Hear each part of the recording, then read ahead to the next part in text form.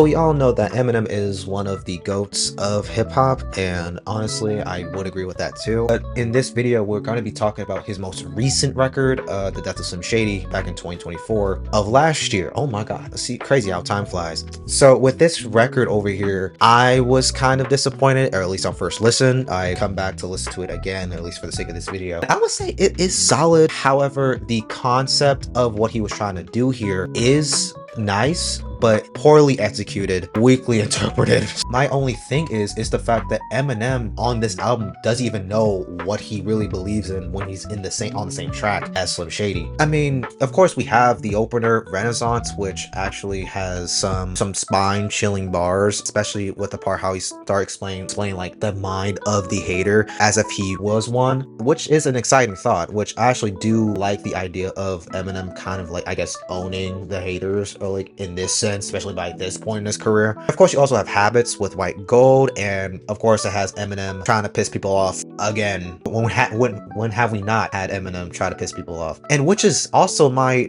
main critique of this album, was the fact that, yeah, it's pretty much him just saying a bunch of woke stuff. It's kind of uninteresting. And while I think that Eminem still can bring some heavy hitting and good production and some nice clean bars to it as well, it's just that it's not as fun and as smooth as his flows used to be. I mean, my favorite track on the record is easily Brand New Dance, and while it is like a funny kind of nod to Christopher Reeves, as if you know about Eminem's catalog or his music, you would know that he has always made references to Christopher Reeves, specifically like back in like the Marshall Mathers LP days, hell, even the Relapse days, or even Encore for that matter. Road Rage is the one that has one of the worst hooks on the record in my opinion, and on this one actually has him mentioning the fat acceptance movement, which I personally have already made clear about my thoughts now on this channel. But if you know me personally, you would know that I don't really care for it anymore. People are just trying to get people pissed, and for me personally, I'm kind of glad that Eminem kind of pointed them out on this. And also he mentions trans people on here, which at this point I'm really even surprised. And on this one, I think he actually didn't use any buzzwords, which I think it's surprising given the fact that this is an Eminem album with Slim Shady of all things.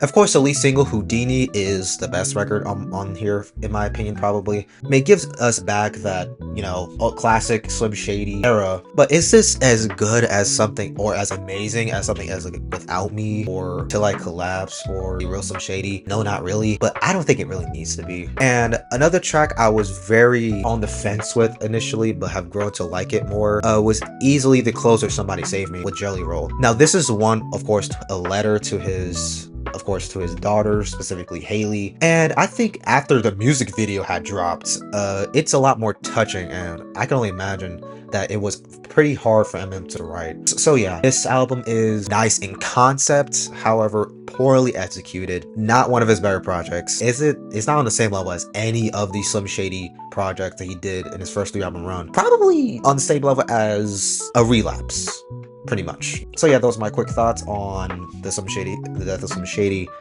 So yeah, we're gonna be doing more videos like this, and I'm gonna see y'all later.